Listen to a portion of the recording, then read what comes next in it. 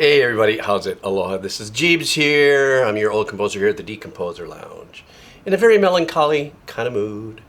Most of the times I am really in a good mood usually, or just making light of life to the best of my abilities, even when dark crap, hits you in the head. As of maybe right now, this is why I think I'm so chill, is because we got this storm that's about to hit us.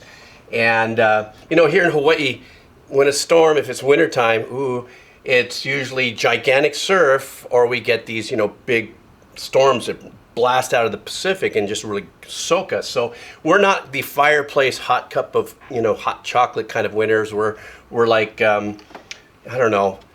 Here in Hawaii, winter is like going from 50 sunblock to 25 sunblock. I'm sorry. I hope that doesn't sound too assholiness because everybody else is freezing or something, but this is my kind of super chill moment. So I decided when I was going through my list that there was a lot of, for some reason, around September, there was a big rush of requests for a song from Radiohead from the album called In Rainbows called Nude. So that's what I'm going to do. And so, like usual, thank you for the cups of coffee. For those of you who are joining me on Patreon, thank you so much. That's super cool beans. And so chill, and I'm so ready for some Radiohead. So let's do this. This is from the 2007 album In Rainbows, and the name of the track is Nude. All right.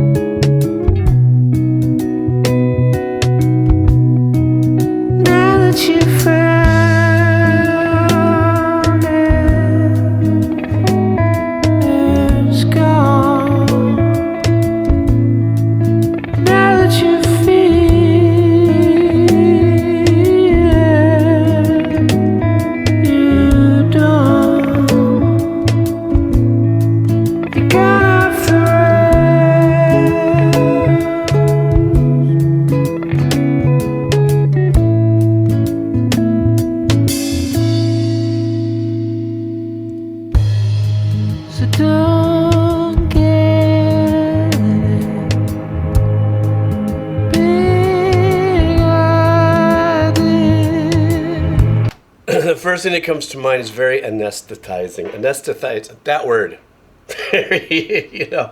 Kind of reminds me of the last time I went into surgery and they give you that kind of morphine-ish kind of knockout drug that you start going, okay, everything. So ambient. So, the thing is that maybe this was the perfect time for this track because of the kind of mood that I'm in. But this ambient ethereal vibe of his voice and how he's performing and kind of swimming around, and I'm not a vocal coach, but I kind of know a little bit of difference between like a head voice and stuff like that. And he seems to be in that, that heady part of his vocals, and rightfully so for the melody that he's got are these big whole notes, da, da, or half notes, depending on how the measures were written out. I like what I just heard in the last minute. Got into more of a song vibe where there was two guitars going on here. You had an acoustic guitar doing its thing and just keeping a very mellow pattern on this side, while you had a clean electric guitar just kind of guiding us through this. This is kind of just a very whimsical, ethereal track. You know, to me, the wow experience of the moment is just the eloquence in which the melodies is just being brushstroked over this very unique opening too. I don't know. I've heard that they use a lot of Mellotron style synthesizers and stuff like that. That's what Radiohead's kind of known for, is, you know, and microtonal stuff and all kinds of stuff. In this case, once again, this sounds very pure in its electricals and in its EDM style. I don't mean EDM like if that's what EDM mean, but using synths but creating their own tones. It's not like they called up a patch and maybe tweaked it or anything like that, but more like the keyboard is also kind of a connoisseur of, you know, crafting your own sounds off of oscillators and stuff like that, and that's what it really sounds like. But for me, right now, the gold in this is just matching the way I feel, very melancholy and just very laid back and very chill. But his voice, you know, it's just so glassy and beautiful when he's up in that heady space that he's in.